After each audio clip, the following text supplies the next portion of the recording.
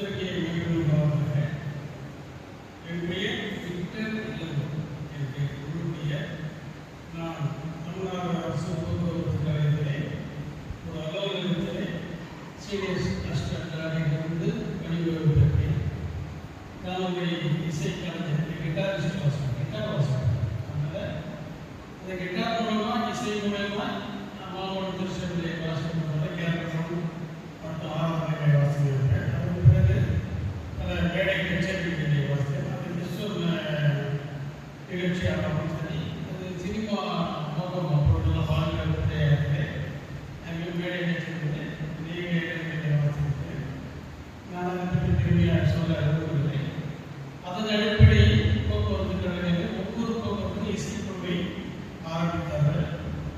அந்த இசைக்குழு ஆரம்பிக்கப்பட்டது ஸ்போர்ட்ஸ் கோட்டா போல இசைக்குழு தேர்ந்தெடுக்கும் போது நான் ஒரு விதவிதராக விழுப்புரம் தந்தை பெரியார் போக்குவரத்து கழகத்தில் அங்கே பணியாற்றினேன். ஆக 33 ஆண்டுகள் பணி செய்து நிறைவு செய்து நான் சில காலத்திலே மேடைக்கு செல்லாம் ஆசைப்பட்டதாக நிறுத்திவிட்டு மாநிலத்தில் இருக்கிறேன். இது என்னுடைய சாட்சி. மாவட்டம் திருச்செங்கலை செயலாளராக இருந்து பணிகளை செய்து கொண்டிருக்கிறேன். நான் சென்னையிலிருந்து காஞ்சிபுரம் சென்று வேலை செய்துவிட்டு மீண்டும் திருச்செங்கலை பணிகளை தொய்வில்லாமல் ஒரு சோர்வு இல்லாமல் இதுவரையே செய்து கொண்டிருக்கிறேன். அந்த பணியை ஆசிரியர் என்னோடு எந்த சோர்வு இல்லாததை பார்த்துக்கொண்டிருக்கிறார். உங்களுடைய போதனுடைய அண்ணன் நானே. ஆகவே ரெண்டாவது யார் பெரிய பிரசங்கியாருக்கு நான் பிரசங்கியாக இன்னும் சொல்ல போனால் எங்கள் திருச்செங்கலில் ஞாயிற்றுக்கிழமை யாராவது நான் பிரசங்கியாக கொடுத்ததில்லை. அவனை நாட்டுக்கு கொடுத்திருக்கிறேன். மாலை நேர கூட்டங்களில் எப்பாவது வருடத்துக்கு ஒரு முறை பேசுகிறேன். மாலை நேரத்தில் எப்பாவது ஒரு முறை கேட்கறதுலாம் புரியுதுன்னா அவங்களுக்கு மாலை நேரத்தில் எப்போது ஒரு முறை ஒரு செய்தி செய்த ஒரு 15 நிமிஷம் 40 நாள் கூட்டம் இது நான் 2வது முறை வெளியிலே போய் பிரசவம் செய்ததில்லை. கடந்த 2 திருச்சபையிலே கடந்த மாதத்தில் சென்றேன். அப்போது நானாக கேட்டேன், என் சோதரிக்கிறேன், நான் கூட்டம் வந்து பேசலாம் சரி என்று சொன்னால் நான் இங்கே பேசிக்கிறேன். இது எனக்கு புது அனுபவம் தான். இது அட்வான்டேஜ் எனக்கு ரொம்ப ஒரு நம்ம திருச்சபையில் இருக்கிறது. ஏன்னா மகசபையில் இலக்கிய குழுவிலே கிட்டத்தட்ட 18 ஆண்டுகள் இலக்கிய குழு இயக்குநராக 125 ஆண்டுகள் வரலாற்று புத்தகம் உங்களிடம் கொடுக்கப்பட்டிருக்கும். அந்த புத்தகத்தை எழுதும்போது நான் இயக்குநராக தயாரிக்கப்பட்டேன். அங்கே இப்படி படிகள் இப்படி இருக்கிறது. நான் தொழிற்சங்கத்திலும் போக்குவரத்து ஒரு பொருளாதார பணியாற்றி வந்திருக்கிறேன். ஆகிய இதை பற்றி பெருமையாக சொல்வதற்காக ஒரு அறிமுகத்திற்காக நான் சொல்கிறேன். ஆகவே இந்த தினத்திலே நான் ஒரு இடத்திலே ஒரு வேத பகுதியை கொடுக்கிறேன்.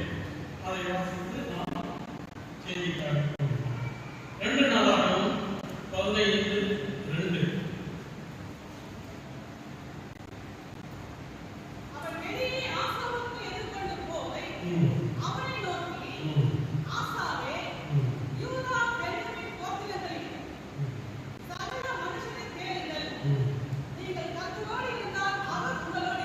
நீங்கள் கர்த்தரோடு இருந்தால் அவர் உங்களோடு இருப்பார். 3 காரியம் சொல்லப்படுகிறது. அடுத்தது படிக்கலாம். நீங்கள் அவரை தேடினால் அவர் உங்களுக்கு வெளிப்படுவார். 2. 3வது சொல்லுங்க. அவரை விட்டீர்களே ஆகில் அவர் உங்களை விட்டுவிடுவார். இந்த 3 காரியத்தை பற்றி நாம் இந்த தினத்திலே தியானத்திற்காக வந்திருக்கிறோம். உண்மையிலே ரொம்ப சந்தோஷமா இருக்குது. ஒரு குறைவான ஒரு நம்ம விசுவாசிகள் இருந்தாலும் நிறைவான ஒரு அழகான நாட்கள் ஒரு நல்ல ஒரு கட்டிடத்திலே ஒரு நேர்த்தியான ஒரு ஆட்கள் இங்கே வந்து உட்கார்ந்து ஆட்கள்லாம் நான் உட்கார மாட்டேன். இருந்தாலும் உங்கள் செயலாளர் சாட்சி சொன்னார். அவர் ஒரு குட்டியில் வந்து மேலே உட்கார வச்சார். சூப்பர்கள் எல்லாம் வந்து என்னை வந்து மேலே உட்கார சொன்னார். டாக்டர் அவர்கள்லாம் வந்து மேலே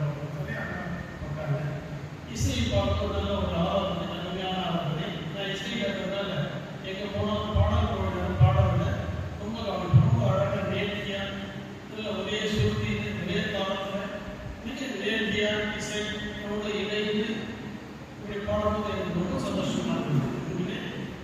இப்படி இசை என்பது ஒரு ஆராதனைக்கு ஒரு முக்கியமாக இருக்கிறபடியா பிள்ளைகளெல்லாம் வாழ்த்துகிறேன். ஆகவே இப்பொழுது நாம் பார்க்கிறோம், நீங்கள் கர்த்தரோடு இருந்தால் என்ற வசனத்தை நாம் பார்க்கிறோம். இந்த வசனத்தை நம்மோடு ஆவியானவர் நடத்தும்படியாக ஒதுக்கின்ற தலைகளை வழங்கி ஜெபிப்போம். எங்கள் அன்பின் பிதாவே, இந்த அருமையான நேரத்தில் நாங்கள் ஒரு வார்த்தையை தியானிக்க வந்திருக்கிறோம். பேசும்போது என்னோடு ஆவியானவர் இருந்து எப்படி பேச வேண்டும் என்பதை வார்த்தைகளை புரிந்தவர். அதே போலாகவே எங்கள் செவிகளெல்லாம் கேட்பது, எங்கள் செவிகளை திறந்தவருடைய ஆவியானவர் வழிநடத்தி ஒரு கிருபை கரம் எங்களோடு இருக்கிறது. இயேசு கிறிஸ்துவின் நாமத்தில் வேண்டுகிறேன், எங்கள் ஜீவனுள்ள நல்ல பிதாவே, ஆமென். நீங்கள் கர்த்தரோடு இருந்தால் அவர் உங்களோடு இருப்பார் என்று இது வரைஞான காலத்தில் 2வது வசனத்தில் இது சொல்லப்படுகிறது. ஏன் இதை சொன்னார், எதற்காக இந்த வார்த்தை சொல்லப்படுகிறது? முதல் வசனத்தை படிங்க. அப்பொழுது தேவனுடைய உபதேசத்தின் குமாரனாகிய ஆசாரியாவின் மேல் இறங்கினது. ஒரு நாட்டு ஆசா என்கிற ராஜா யூதா தேசத்தில் ஆண்டு கொண்டிருக்கிறார். ஒரு தேவ மனுஷனுக்கு ஒரு தேவாவை தீர்க்கதரிசி நினைக்கிறேன் சொல்லலாம். அவன் பேர் என்ன? அசரியா. அவன் மேல் இறங்கி ஆண்டவர் போய் சொல்றாரு. அங்க ராஜா ஆசா இருக்கிறார். இன்னும் பெனிமிட் கொடுத்தாலும் யூதா கொடுத்தாரு முக்கியஸ்தரெல்லாம் அங்கே போய் சொல்றான், நீங்கள் கர்த்தரோடு இருந்தால் என்று அங்கே ஒரு எச்சரிப்பாக சொல்றார். நாம் நினைக்கிறோம் தீர்க்கதரிசி என்றால் வருங்காலத்தை குறித்தும் எதிர்காலத்தை குறித்தும் நடந்த விஷயங்களை குறித்தும் உணர்த்துவார் என்பதல்ல, நீ எப்படி இருக்க வேண்டும் என்பதை எச்சரிக்கின்ற காரியத்தை கூட இவர்கள் சொல்லுவார்கள். ஆண்டவரால் உணர்த்தப்பட்டு சொல்வார்கள். சரி, முதலிலே 2 வசனங்களிலே இப்படி வருவதால் எந்த சூழ்நிலையில் சொல்லப்பட்டது, எதற்காக சொல்லப்பட்டது என்று பார்த்தோம்னா, எப்பொழுதுமே ஒரு அதிகாரத்தை எடுக்கிறீங்களா முதல் வசனமே 2வது வசனம் இப்படி இருந்தால் எதற்காக சொல்லப்பட்டதோ அதுக்கு முன் 14வது அதிகாரத்தை நாம் பார்க்க வேண்டியது அவசியமாக இருக்கு. அங்கே 14வது அதிகாரத்தில் சுருக்கமாக சொன்னால், எத்தியோப்பியா ராஜா 10 லட்சம் படைகளை கொண்டு யூதாவுக்கு எதிராக நிறுத்தினார். அந்த 10 லட்சம் படைகளை பார்த்து பயணப்படுத்தி இவர்கள் 5,80,000 பேர் எதிர்த்து நின்று அவர்களை முறியடித்தார்கள். பாதிக்கு பாதி தான் இருக்கிறாங்க, ஆனால் அவர்களை முறியடித்தார்கள் பார்க்கிறோம். அப்போ இந்த சூழ்நிலை என்னன்னா, ஒரு மிகப்பெரிய வெற்றி தலைப்பிலே இருக்கிறார்கள், மகிழ்ச்சியில் சந்தோஷம். இன்னும் சொல்லலாம், ஒரு ஆணவத்தில் இருக்கிறார். என்னோட எப்படிப்பட்ட ஒரு வெற்றியை நாம் பெற்றிருக்கிறோம் என்று ஆணவத்திலே ஒரு மகிழ்ச்சியிலே இருக்கிறார்கள் என்று உணர்த்துகிறார். அதற்கு முன்னதாக 13ஆம் அதிகாரத்தை பார்த்தோம்னா, 13-17வது வசனத்தை அபியாவும் அவருடைய ஜனங்களும்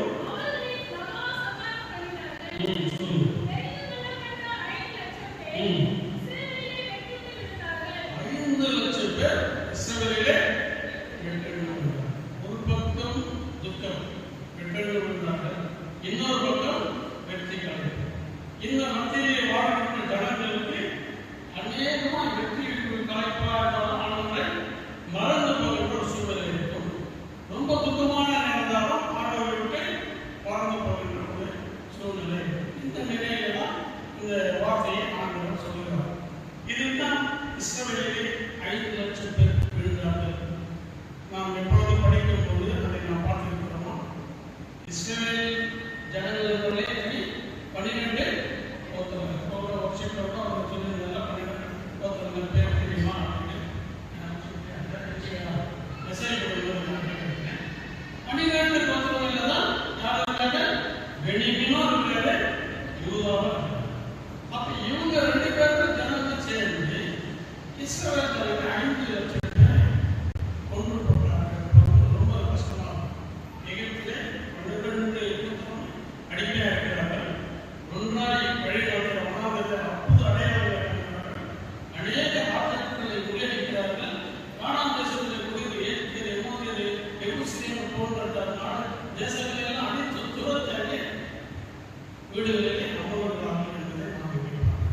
இப்படி ஒன்றாக இருந்தா யார் வந்து விடுறாங்க? 5 லட்சம் பேர் 2 பக்கத்தில் நம் சகோதரர்களே நாம் வந்து 5 லட்சம் பேர் பெரிய பக்கத்தில் இருக்கிறார். அவர் நினைத்து பார்க்கிறார், நம் சகோதரர்களே ஒரு பெரிய போட்டி, நம் சகோதரர்களே எப்படிப்பட்ட ஒரு துக்கமா அப்படி என்று பார்க்கிறார்கள். அது எப்படி காலத்திலே அடுத்த அதிகாரத்தில் எத்தியோப்பிய ராஜாவை நாம் முன்னிடம் சந்தோஷத்தில் இருக்கிறார்கள். ஆகவே 15வது வசனத்தை பார்க்கலாம். அக்காலங்களிலே வெளியே போகுவதற்கும் உள்ளே வருவதற்கும் சமாதானம். இந்த நாட்டினுடைய கூடாரத்திலே வெளியே போவதற்கும் இஸ்ரவேல் தேசத்துக்கும் அதே தான். இஸ்ரவேல் தேசத்துக்கு சொல்கிறார் அது அப்படியே தேசங்களின் குடிமக்கள் எல்லோருக்கும் மகாராமல் தேசத்தில் இருக்கிறார்கள். அவர்கள் வெளியே போகவில்லை. சமாதானத்தில் நிலையில் இருக்கக்கூடிய ஆசாவுக்கு எதிர்கொண்டு அசிரியா அவர்கள் வந்து சொல்றாரு, என்ன சொல்றது? நீங்கள் கர்த்தரோடு இருந்தால் அவர் உங்களோடு. ஆகவே அப்போ இந்த வார்த்தையிலிருந்து என்ன தெரிகிறதுன்னா, ஜனங்கள் கர்த்தரோடு இல்லை இல்லை இருக்கிற போல ஒரு பாவனை கட்டுறாங்க. அது உண்மையா இல்லை. அடையாளங்கள்லாம் பார்க்கும்போது கர்த்தரோடு இருக்கிறாருன்னு தெரியுது. ஆனால் உண்மையா கர்த்தரோடு இல்லை. ஆனால் தான் அவர் வந்து ஆவியானவரை பற்றி போய் சொல்லிருக்கிறார். இப்போ சொல்லிட்டேன். இப்போ நான் கேட்கிறேன், நான் கர்த்தரோடு இருக்கிறோம். சொல்றேன், நான் கர்த்தரோடு இருக்கிறோம். நான் கர்த்தரோடு இருக்கிறோம் என்று எதை சொல்ல முடியும்? ரொம்ப உஷாரா இருக்கேன். நல்லா உள்ள வழிநடத்திருக்கிறார். நான் கர்த்தரோடு இல்லை, யாரும் பேசணும்னா அடுத்தது பிசையாது எப்படி வந்து நிரூபித்து கேட்பாரு. ஆனால் நம்ம ஏன் கை கொடுக்கணும்? பேசுங்க, நான் கேட்கறது கேட்டுக்கிட்டு இருக்கோம் அப்படின்னு நினைச்சிட்டு இருக்கேன். ஓகே, நாம் கர்த்தரோடு இருக்கிறோம் என்பதை நீங்க சொல்ல முடியுமா? நான் சொல்றேன், நான் கர்த்தரோடு இருக்கிறோம். அல்லேலூயா சொல்லலாமா? கரங்களை தட்டலாமா? நான் கர்த்தரோடு இருக்கிறோம்.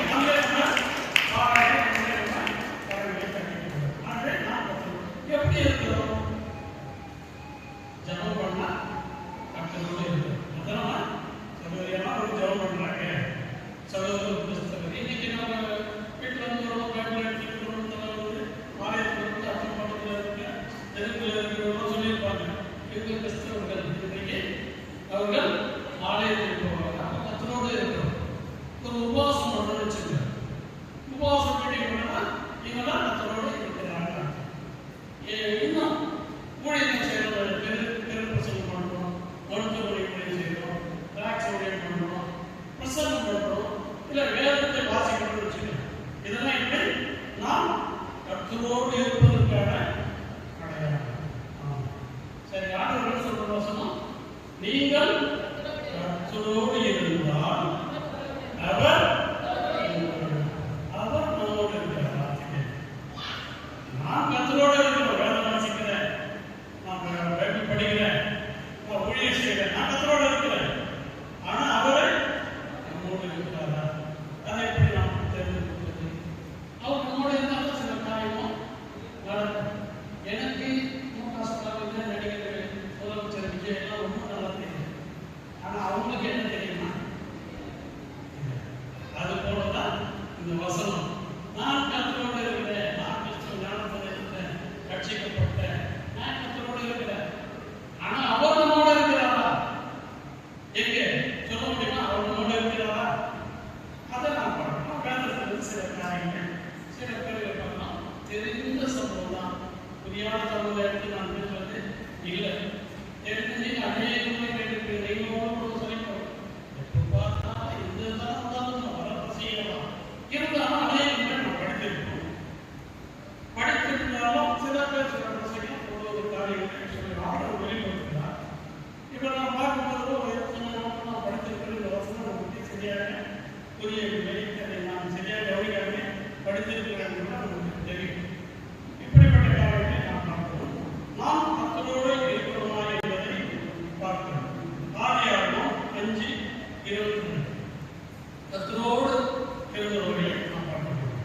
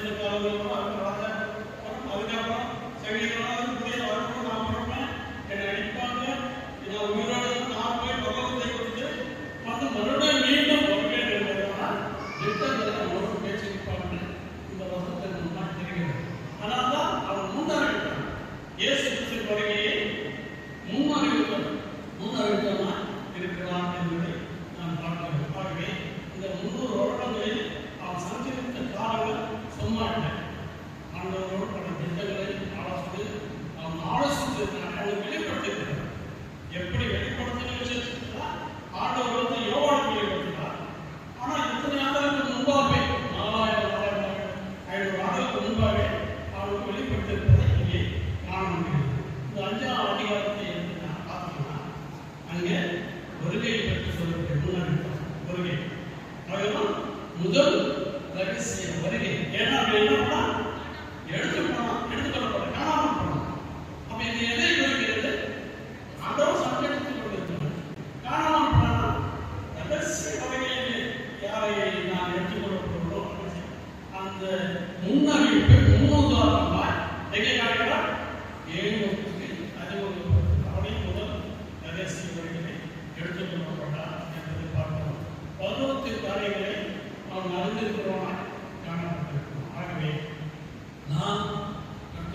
இருந்தால் அவர் சரி. இந்த இரவு கர்த்தரோடு இருந்ததுனால என்ன பலன்? அடுத்து ஆண்டவரோடு இருக்கிறது. அப்படி நாம் கர்த்தரோடு இருக்கும்போது நாம் கடைசி முடிவுகள் எப்படி இருக்கும்? ஆண்டவருடைய நித்திய ஜீவனுள்ள உலக வாழ்க்கைக்கு நாம் தகுதி பெற்றுள்ளார் இருக்கிறது. இதுதான் கர்த்தரோடு இருக்கிற காரணம். இரண்டாவது காரணம் இன்னும் தெரிஞ்ச விஷயம். வாடியாவும் 6:9 பார்க்கணும்.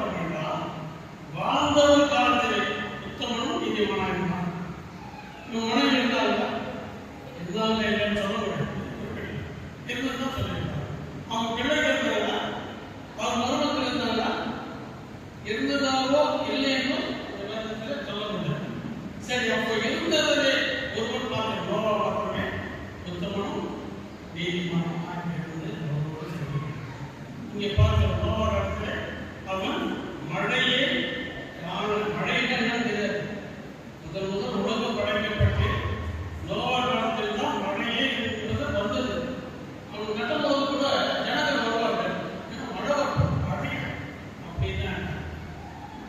இப்போ நாம் 2005 காலகட்டத்தில் பீச் ஓரம் மெரினா பீச்சில் எல்லாம் நம்ம எல்லாம் சுனாமின்னு வரும்போதுலாம் நீங்கள் யாரோ உட்காராதுன்னு சொல்லிதான் நாங்கள் கேட்டிருப்பாங்க.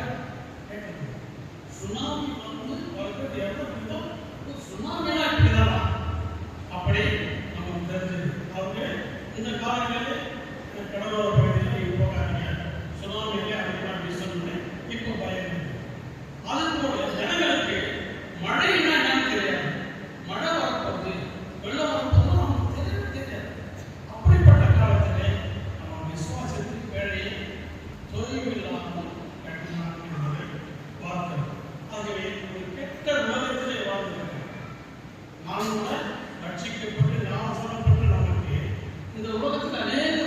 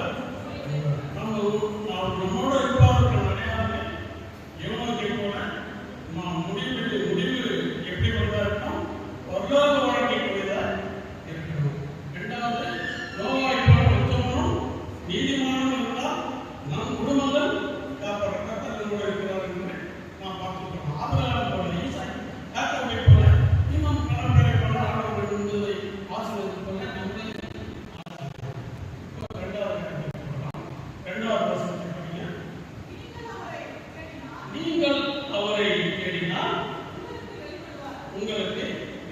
அதனால இந்த வசனம் எப்படி வந்திருக்கணும்? நீங்கள் அவரை தேடினால் அவர் உங்களை தேடுவார்கள் அப்படின்னா பார்த்தவர். ஏன்னா போலீஸ்காரன் தேடினோம், தேடுதல் பல விதத்தில் உண்டு. போலீஸ்காரன் தேடினோம். இன்னும் சொல்ல போனா நம்மளை ஒருத்தர் தேடுவாங்க. யார்? கடன் கொடுத்தும் தேடுவாங்க. கடன் கொடுத்துலாம் கடன் கொடுத்துட்டு அவங்க நம்ம தேடி எங்கெங்கெல்லாம் நம்மளோட மரபுமா இருந்து மருந்து இருந்து கோடி இருக்கணும். அது வந்து ஆகவே நாம் கடங்காரர்களுக்கு தேடும். இன்னும் சொல்ல போனா தேடுதல் எப்படி கொடுத்தாருன்னா, எங்கள் ஊரில் தண்டல்காரங்க இங்கே வராங்க. இங்கே தண்டல்காரங்க தேடுறோமா? நல்லா சந்தோஷமாக சொல்லணும். திகேரியானா தண்டல்காரங்க அவர் எப்படி இருக்காரு? கடவுள் கொடுத்துட்டு போயிட்டார். அதோட அவர் எப்போ வர்றாரு? அப்போதைக்கு வருவார். நம்ம சகோதரிகள் நமக்கு விஷயம் தெரியாமல் தண்டனை வாங்கி இவங்க ஜாம் ஜூம் நாங்கள் இது 2 வாரம் 3ஆவது வாரம் கட்ட முடியாது. சரி, இந்த கடத்தை அடிக்கிறதுக்கு செவ்வாய்க்கிழமை தண்டல்காரங்க அவங்ககிட்ட கொஞ்சம் பணத்தை வாங்கிட்டு அவங்க கொஞ்சம் இது பண்ணுவாங்க. அவங்க இப்படியே ஒரு வீட்டில் ஒரு அம்மா 7 ரூபா தண்டல்காரங்க திங்கட்கிழமை வந்து ஞாயிற்றுக்கிழமை 7 அட்டையை வச்சுக்கிட்டு கடன் வாங்கி ஒரு சீசன்லாம் கட்ட முடியாது. அந்த தேடலாம்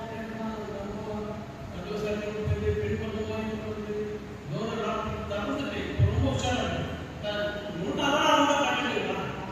ரொம்ப போய் கொடுக்கணும். அப்போ வந்து கேட்டீங்க அதுவும் பண்ணலாம். எப்போ தொண்டர்கள் நம்ம வந்து தேவைப்படுவதா இருக்கும். இன்னும் சொல்லணும், புடவைக்காரங்க வந்திருக்காங்கன்னா சரி நம்ம சகோதரிகளுக்கு என்னன்னா வீட்டில் எவ்வளோதான் பிளாஸ்டிக் புடவை ஏற்படுத்தாலும் அந்த நித்தம் நம்ம எழுதி புடவை அது போல ஒரு சந்தோஷம் எனக்கு. ஐயா சொல்வாரு, இந்த ரெஸ்பான்சிபிலிட்டி மற்றவர்களோட நீ வந்து கிராண்டாக இப்போ சர்ச்சில் வந்துருந்தீங்கன்னா யாரும் அந்த புடவை கட்டியிருக்க முடியாது. 3 நாள் மாட்டேன் ஈழங்கள் பாவம் கூட சேர்த்து திட்டியே மனசில் சொல்லி அதுக்கப்புறம் பழைய வருஷம் ஒன்று புது வருஷத்துக்கு வருவோம். 20 அந்த வருஷத்துல நம்ம பர்த்டேக்கு ஒரு போடுவாங்க. அதுவும் முடிஞ்சோடனே கல்யாண நாளில் ஒரு போடுவாங்க. எல்லாம் எடுத்து கொடுத்துட்டு திருப்தியாக இருப்பாங்க. எங்க வீட்டுக்கு கட்டி கொடுத்து அந்த புடவை எடுத்துக்கணும். வீட்டுக்கு கட்டி ஏன்னா ஆண்களுக்கு என்னன்னா என்னை சொல்ல போடாமல் இருக்கணும். சொல்ல இல்லாமல் நீ எவ்வளோ கேட்டாலும் நான் வாங்கி கொடுத்தேன். அந்த பாடம் அவங்க இதெல்லாம் முடிஞ்சு அந்த புடவைக்காரங்களுக்கு இன்ஸ்டால் பண்ணிட்டேன். 10,000 15,000 இன்னும் சென்னையில் ஒரு பேசல் அப்புறம் இன்ஸ்டால் பண்ண ஒரு புடவை இருப்பாங்க. இப்போ 10,000. ஏன்னா இப்போ சிட்டிக்குள்ளே இருக்கிற 6 திருச்சபைகள் எப்படி ஆச்சு? போட்டி வந்துச்சு. ஜனவரி முதல் வாரம் கட்டண புடவைய வருஷத்துக்குள்ள கட்டணும். அடுத்தடுத்து அவங்க எந்த புடவை கிடைக்கும்? புது கடை நாட்டு வந்து புடவை கலந்தாங்க. எங்கப்பா ஆளுங்க சிஸ்டர் ஏமாற்றிட்டு இங்கே அதுக்கப்புறம் அந்த அவங்ககிட்ட கடை கொடுக்காம புடவை ஆலயத்தில் வந்து ஆராதனை பாஸ்டர் ஆராதனை பண்ணுறாங்க.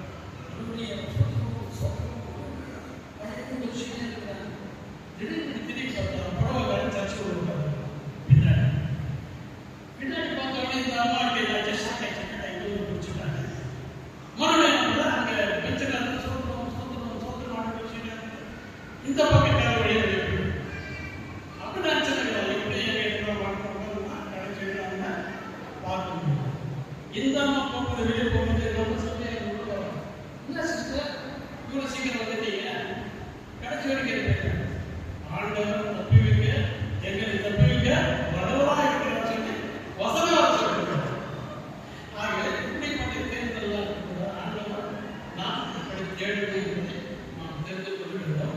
நம் தேடுதல் எப்படிப்பட்டதா இருக்கணும்னா தவறுதலாக தேடணும், விக்கிரகங்களை போய் தேடணும், ஜோசியங்களை போய் தேடணும். நல்ல நேரம் இதெல்லாம் பார்த்துட்டோம்னா தேடுதல் நம்ம விடலாம். இது அப்படி இல்லை. நான் வந்து 2 ஒன்றுதான் மாதா கோயிலில் போயிட்டு மாணவர்களை தேடுவேன். இது ரொம்ப கஷ்டமான வேதத்தை நம்ம இன்னும் அறிந்து கொள்ள இல்லை என்பதை காட்டுகிறேன். மாதா கோயிலில் போயிட்டு என்ன ஆண்டுகள் இருக்காங்க அச்சிரப்பாக்கம் மனதேசம் போயிட்டு ஒரு சுற்றிட்டு வந்தேன். இதெல்லாம் நான் பெசன்டரில் மெழுகுவர்த்தி கொண்டுட்டு வந்தேன். நாகப்பட்டினம் போயிட்டு வந்தேன். அங்கே எல்லாமே கேட்கிறது. இதுவே இன்னும் மோசம். நம்ம ஆரோக்கிய சபை ஆரோக்கிய சகோதரிகள் ஞான சம்பந்தப்பட்ட இடத்தை வாழ்ந்தார். ஜபகோபுரத்துக்கு போயிட்டாங்க. இங்கே ஆலயம் இருக்குது. நமக்கென்று முதலில் கொடுத்துருக்கிறாங்க. நமக்கென்று மொழியாக இருக்கிறது. அந்த ஜபகோபுரத்தில் ஒரு 2வது போட்டு நீங்கள் ஜபம் பண்ணாதான் எனக்கு வந்து இது நடக்குது பண்ணாங்க. வருகின்ற திருச்சபைகளுக்கு காணிக்கை கொடுத்தாங்க.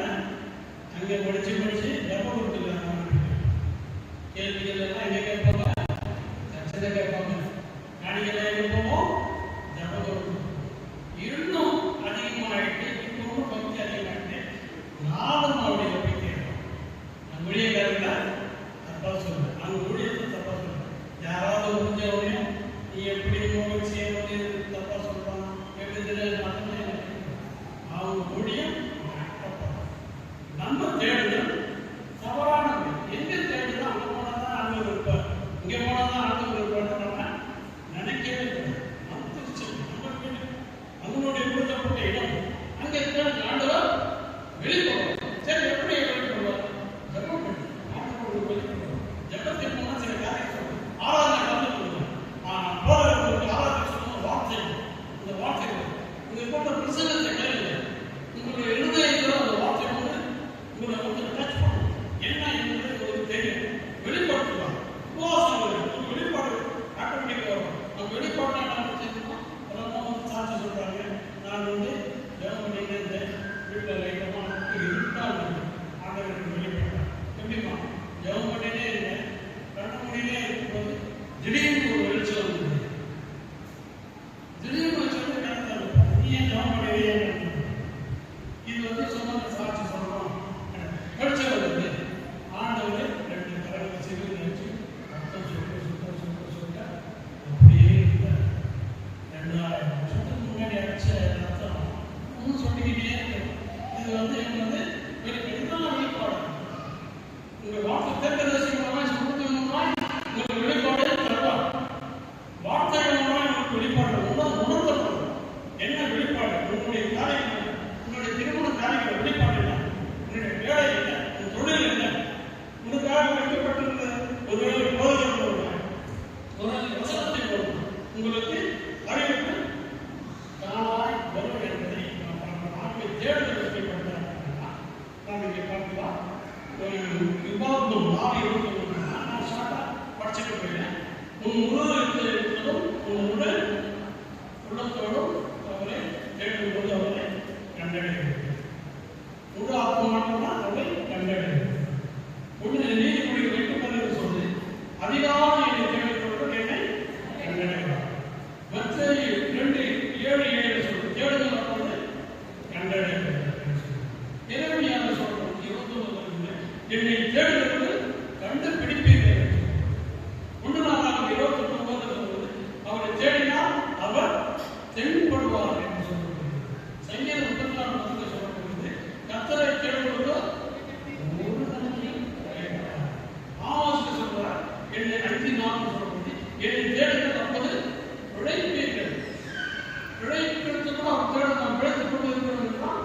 ஆண்டவரை தேடுதல் என்று அர்த்தம். இயேசு 55 கர்த்தரை கண்டறிய சமயத்தில் அவரை தேடுங்கள். இதுக்கெல்லாம் ஒரு தேடுதலுக்கு ஒரு முக்கியமான முதலாவது தேவனுடைய ராஜ்யத்தையும் தேடினால் அவர் வெளிப்பாடு வந்து இருந்தார். அந்த வெளிப்பாடு பற்றி நிறைய இருந்தாலும் இந்த காரியத்தில் 3வது காரியத்தை பார்க்கலாம். 3வது படிப்பு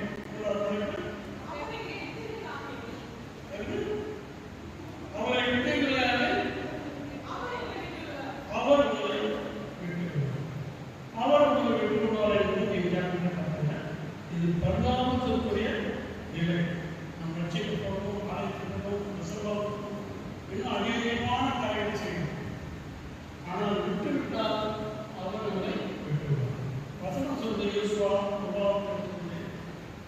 என்ன சொன்னா, அவர் உங்களை விட்டு விலகுவதும் இல்லை.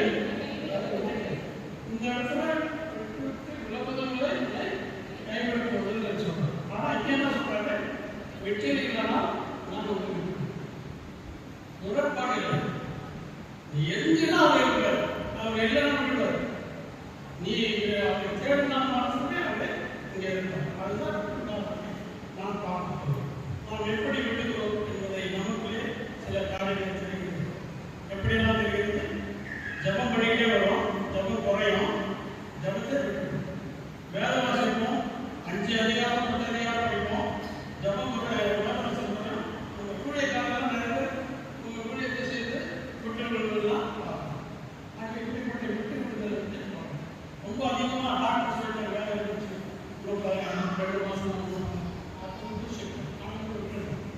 நிறைய காரியங்கள் நம்மளால முடியாத காரியங்கள், தோல்விகள், குடும்பங்கள், பிரச்சனைகளாக ஆண்டவரை விட்டுவிடுகிற சூழ்நிலை இருக்கிறது. அது அவருக்கு திருமணங்கள், நிகழ்ச்சிகள், அது போன்ற நிறைய ஆண்டவருக்கு முக்கியத்துவம் இருக்கிறது. நல்ல கெட்ட உணர்த்தலாம். இப்படிப்பட்ட காரியங்களில் ஈடுபட்டு அதை கிறிஸ்துவ முறைப்படி கொண்டு வந்து செய்யணும். அதெல்லாம் பார்த்தீங்கன்னா ஆண்டவரை விட்டு விட்டு தான் செய்யணும். ஆண்டவரை நிகழ்ச்சிகள்லாம் ஆண்டவரை விட்டு விடுகிறோம் என்பதை பார்க்கணும். ஆகவே நாம் விட்டுவிட்டால் நல்லவர்களை விட்டுவிடுவோம். ஆகவே கச்சதான் கைகளுக்கு 2 பேர் 10 ஷாட் வருவோம். ஒரு சின்ன கொடுத்த நேரத்தை முடிச்சேன். நியாயாதிபதிகள் 16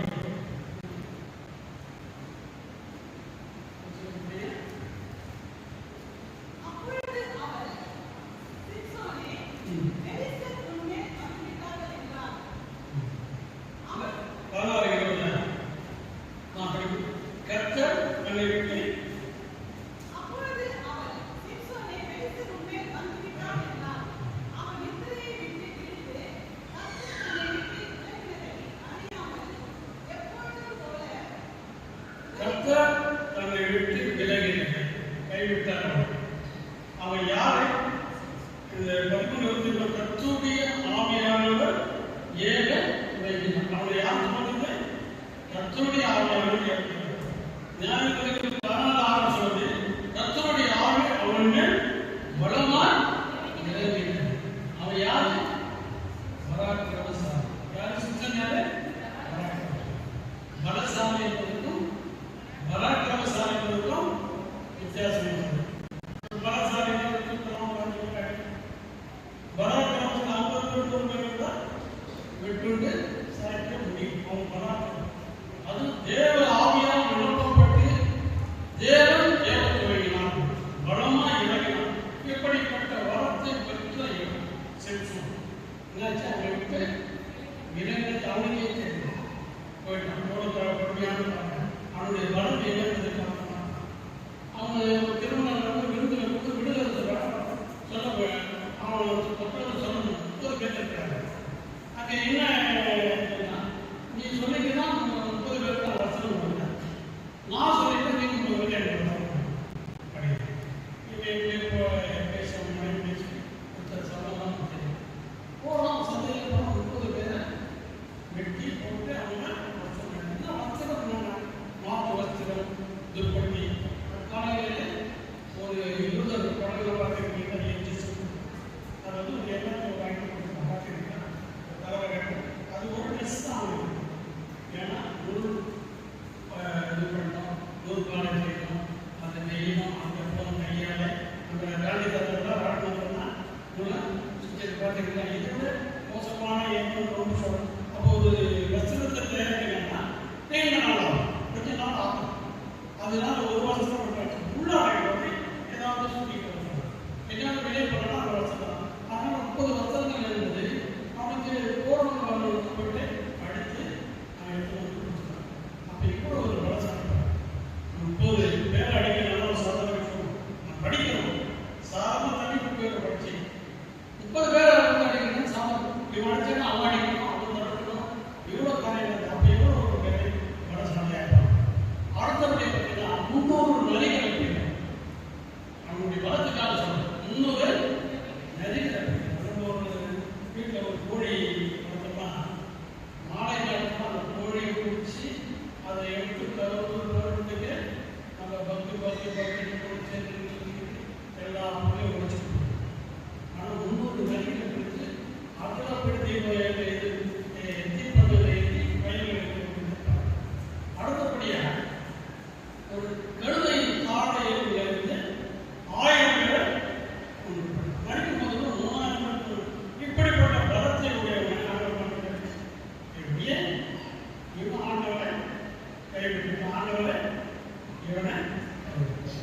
அதே போல் சவுலை பார்த்தோன்னா சவுல் அமேலேக்கிலே வீழ்த்தினான். அதுக்கப்புறம் அப்சலோமை பெலிஸ்தரை அவங்க முறியடிக்கிறான். அம்மானுடைய முறியடிக்கிறான். இவ்வளோ பெரிய பலத்தை கொடுத்தார். அவனோட தேவாவை இறங்கினால அவன் தேர்தல் தரிசனம் பண்ணிட்டு பார்க்குறவன் அவனிருந்து கரெக்டாக அவன் வந்து எடுத்தான். அவனே சொல்றான், ஆண்டவரை என்னுடைய ஆமை எடுத்து தாவீது கொடுக்கிறார். என்னுடைய முடிவு எப்படி இருந்தது? முடிவு இருந்தது நாம் அவரால் கைவிடப்பட்ட முடிவு வந்து ரொம்ப பிரதானமான எந்த ஒரு காரணம் ரட்சிக்கப்பட்டது, ஞானசாரப்பட்டது, அபிஷேகப்பட்டது. நீ அவரை விட்டு விட்டீர்களே விட்டு யாரெல்லாம் விட்டு விட மாட்டான்னா நீதிமனை விட்டு விட மாட்டான். சங்கீதத்தில் சொல்றது நீதிமனை அவர் விட்டு விட மாட்டேன். அதே 37 பரிசுத்தமானவரை அவர் விட்டுவிட மாட்டார். 9 கர்த்தரை தேடுகிறவர்களை அவர் விட்டுவிட மாட்டார். 9 பண ஆசை இல்லாதவர்களை விட்டுவிட மாட்டார்.